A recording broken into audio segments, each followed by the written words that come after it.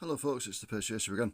Welcome to the model review video, and this time we've got the EFE Leyland Atlantean with Metro-Cammell or Wayman bodywork. Now the Atlantean doesn't need much introduction, but I'll do a very quick one.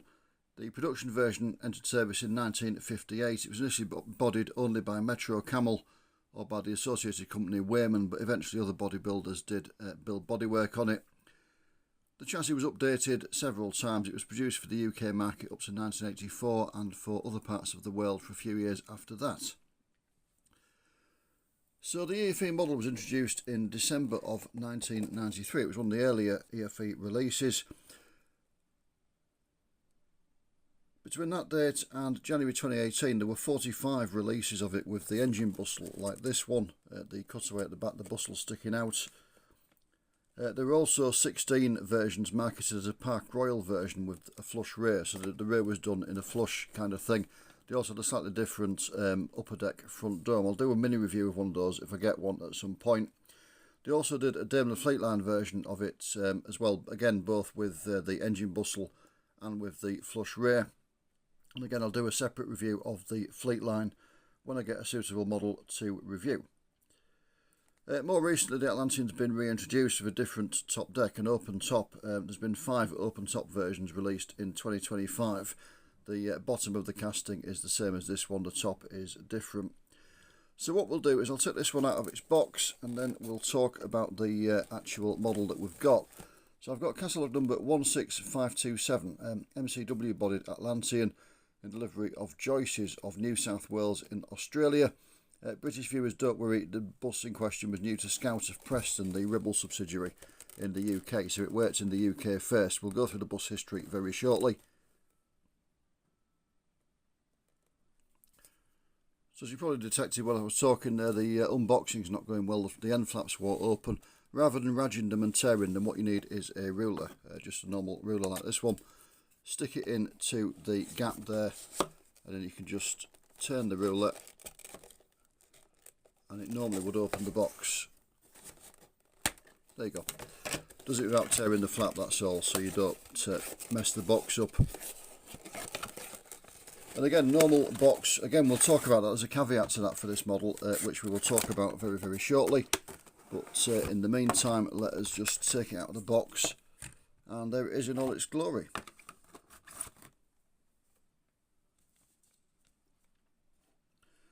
So this model is, as I say, catalogue number 16527 in the UK series. Now EFE did various Australian models in conjunction with the company Trucks, which actually Tracks. There's a diecast manufacturer in Australia called Tracks. They do lorry and bus models under the name Trucks, and EFE went into partnership with them. They did various of these Leyland Atlanteans. They did the Leyland Nationals, and they also did some of the Mercedes minibuses with Plaxton Beaver bodywork in Australian versions. The vast majority of each of those releases was marketed under the Trucks name, so they came in Trucks boxes, which were basically square black boxes with metallic lettering on, and they were given catalogue numbers in the Trucks series. A handful of each release was made available to the UK market, initially for the EFE Collectors Club only, and they were put in standard EFE boxes with EFE catalogue numbers. So this is one of the ones that was done for the EFE Collectors Club of this release, in a normal EFE box with an EFE catalogue number. The vast majority of this one were produced as catalogue number TX10B in the Trucks range and sold in Australia rather than the UK. As I say, this is the UK version. It would have initially been available only to members of the EFE Collectors Club. Nowadays you can get them on the second-hand market quite openly. So the bus that is being modelled started life as PRN 144. As we said, it had a Metro-Cammell bodywork, Metropolitan Cammell carriage works. It was new in May 1961 to Scout of Preston as fleet number 4, Scout being a Ribble subsidiary, as I said earlier on. In October 1968, it was transferred to the main Ribble fleet and given the fleet number 1972. It was withdrawn in 1975 and sold to the dealer Paul Sykes of Barnsley in September of that year, along with its sister vehicle PRN 143, which I'll talk about as well. EFE also modelled that one. In October 1975 it passed to another dealer, Cowley's of Salford, and the month after, November 75, it passed to Leyland dealer of Rottingdean in Sussex. I'm always a bit sceptical when you get these multiple transfers between dealers a month apart, whether it actually left the Ribble depot, whether it was still there and they were just selling it whilst it was awaiting collection. But anyway, whatever happened, it finished up in Sussex in Rottingdean in November 1975, and it was exported to Australia along with PRN 143, both of them arriving in January of 1976. PRN 143 went to Eggins Comfort Coaches of Tarlee in New South Wales. EFE modelled that bus as well under catalogue number 16526 for the UK market, or Trucks TX10 for the Australian one. But PRN 144 went to Joyce's, as you can see there. So Joyce's were based in Belingen in New South Wales. They operated a service onto Urunga, which had a railway station, whereas Belingen didn't, so that was the main service. I'll talk a little bit about the history of Joyce's in a moment. In New South Wales' model, it was re-registered, as you can see, MO4210, but it still carried its PRN 144 plate on the back as modelled by EFE. It worked for Joyce's from arrival in New South Wales in 1976 until around 1989, so it had quite a long service life in Australia. And when sold, it became the Big Red Bus with a Seventh-day Adventist church in Port Macquarie. It might still exist, it's believed to still exist. PRN 143 became known as Big Bob with Eggins Comfort Coaches, again as modelled by EFE, and that one does still exist. It's not with them, it's privately owned, I believe, and it's available for hire. It's actually got its own website. If you put Big Bob a bus in for New South Wales, you'll get PRN 143. So 144 is believed to still exist somewhere, but it's not 100% confirmed. So Joyce's were formed in the 1920s by George, Jim and Ken Joyce. As we said, the main service was from Belingen to Urunga, because Urunga had a railway station, Belingen didn't, so it linked with the railway station. There were various changes of ownership, which we don't need to go into in this video, but due to new high schools and things like that being built, the same as in the UK in like the 1950s and around there, school transport services increased and larger vehicles were needed, hence the Atlanteans arriving and being bought from the UK. In the 1990s, it was sold.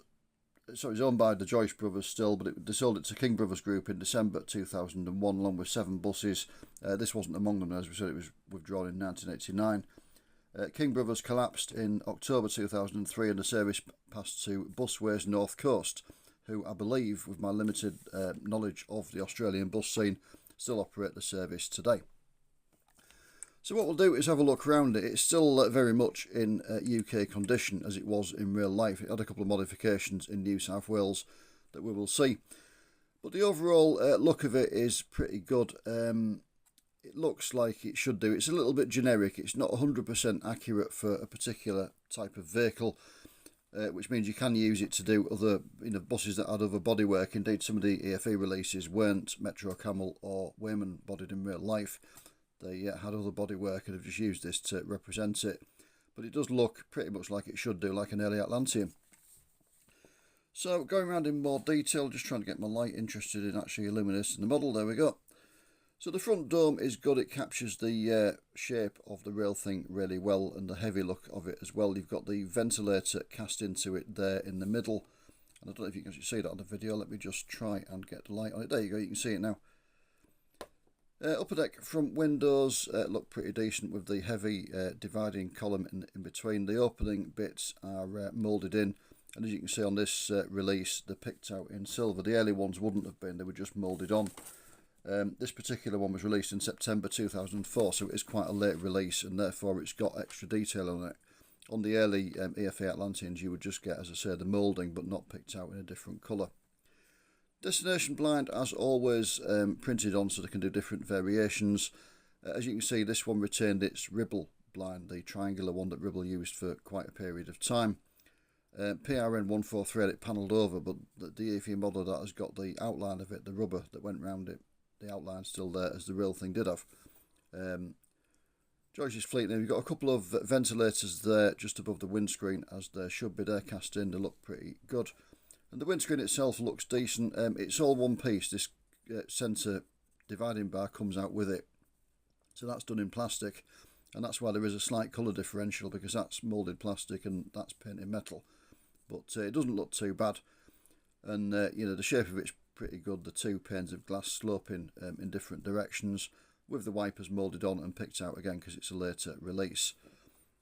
Side lights are cast in, as are the headlights, the vents underneath the windscreen there as well.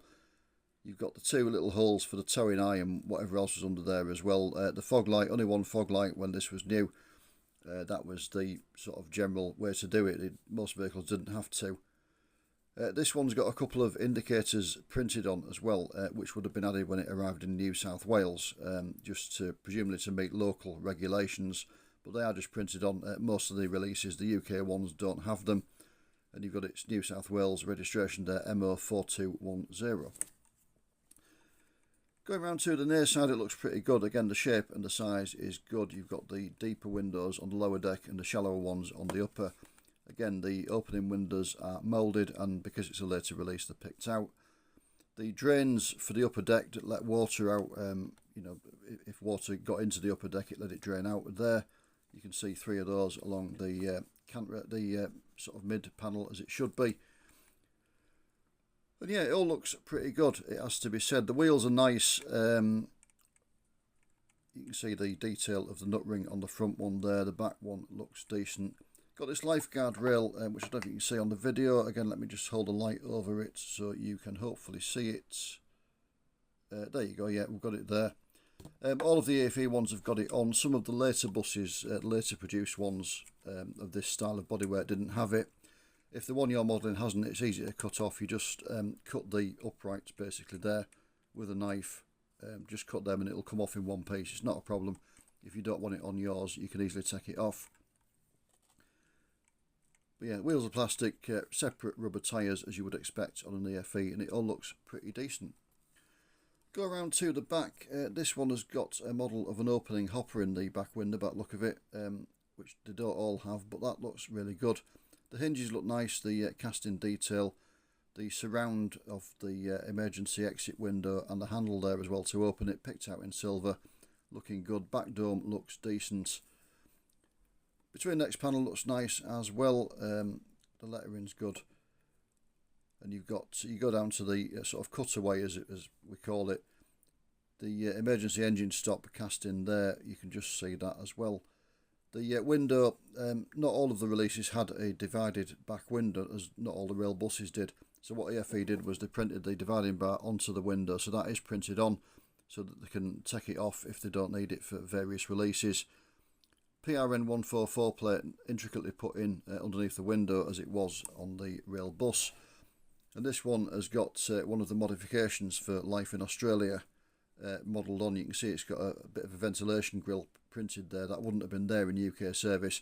They've obviously cut an extra ventilation grill into it just to help the engine cool down in the somewhat hotter conditions in Australia as compared to the northwest of England. The lights look pretty decent. The somewhat basic lighting of the sort of early vehicles of this period, the early 60s, and the rather heavy sort of mouldings around the bottom of the engine cover there. This has got the earlier engine cover. I believe they did do a model of the later type, which was multiple pieces. This early one, the whole thing lifted up. There weren't separate bits for the sides. The whole lot, the back and sides lifted up and propped up. So it was a very big heavy thing. Later buses had a cut down there, so you could just lift the middle bit up to get to the engine.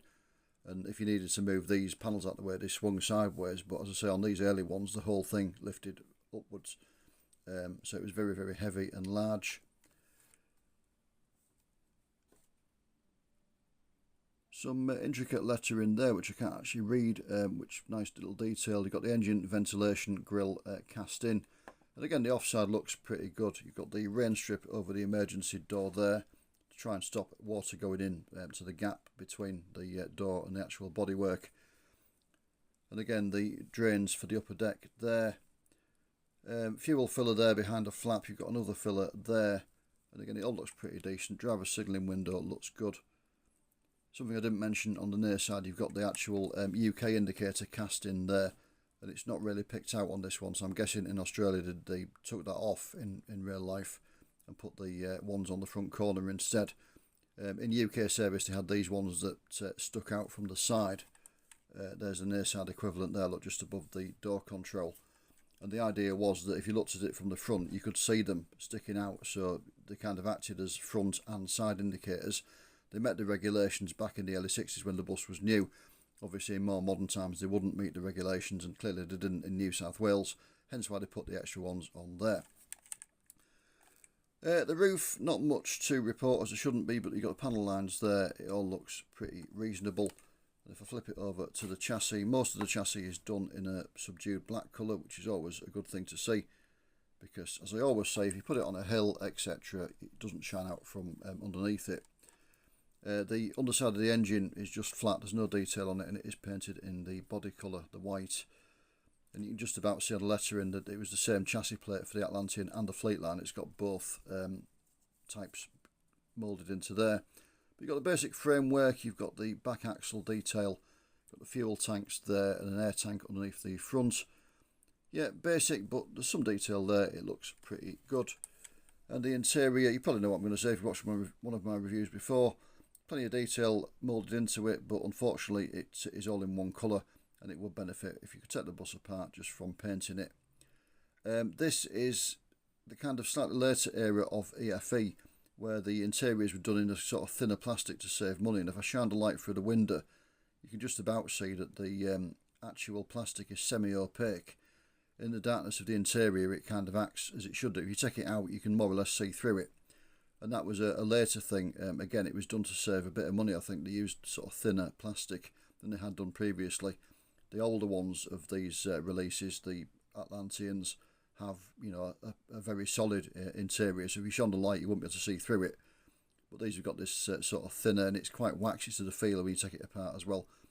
But no matter, if you paint over it, it stops that sort of translucent thing from happening anyway. But yeah, it would benefit from being painted. But the detail is there. All the seats are there as they should be, the inward facing ones and things like that. And you've got a bit of detail of the driver's cab there, the steering wheel, and the basic representation of the console. The actual cab on an Atlantean in this era was quite basic anyway. There wasn't an awful lot to worry you. It was a much simpler time. So how much will one of these cost you if you want to put one in your collection? Well, it depends if you want a generic Atlantean or if you actually want the Australian one. This one was a bargain for one of the Australian releases. It was $9.95 plus $4.95 postage and packing, so £14.90 all in, and that was from TTC Diecast, the mail order service. Second hand, but yeah, very, very good value. If you just want a normal Atlantean, the cheapest one I could find on eBay, I'm doing this video at the end of October 2025, been on eBay for the purposes of the video, and the cheapest one I could find was £8.10 including postage and packing, and that was in delivery of Stevenson's of Utoxeter in the yellow and black livery. The most expensive one I could find was £62.04 including postage and packing, and well, there were two of them actually. They were both Australian releases. One was this Joyce's one that we're looking at, and the other one was the Eggins Comfort Coaches, PRN 143 that I mentioned. So they were the most expensive ones I could find on eBay. If you want a Joyce's one specifically, cheapest one I could find that I didn't buy anyway was £17.41 including postage and packing, and the prices for those went through £21.80 to £34.99 to £37.89, and as I say at top end £62.04. So that was the that's the kind of price range. So you know, I'd be paying for the £17.41 one, I would imagine, rather than the 62. But yeah, that's if you want the Australian version. All the ones I could find were actually the English, the UK release of it in the EFE box. I don't think I saw any in the trucks box for sale. But yeah, so that's the kind of price range you're looking at. Definitely worth getting. I mean, many people operated these early Atlanteans, both buying them new and buying them second hand. And they survived for a very long time. As I said, this particular bus survived in service until 1989. In its corner of New South Wales, but in the UK you could find early ones in service certainly until sort of the mid to late 80s. Some of them survived, particularly people like Maidstone and District ran the odd one for, you know, quite a long time. and you know, various independents and things would keep one going on a school service or whatever. So they do transcend a long period from the late 50s right through to the end of the 80s, and in preservation and, you know, Seventh-day Adventist churches and private hire and everything else until the modern day. So definitely worth getting. Very, very useful model. Plenty of releases to go at. As I said, 45 different ones were done by EFE. So there's loads and loads of scope to get them, and you can get some very cheap ones. Not just on the internet, you can get them at toy fairs and things for about a £5 sometimes. Again, not in the Australian liveries, but the generic British ones.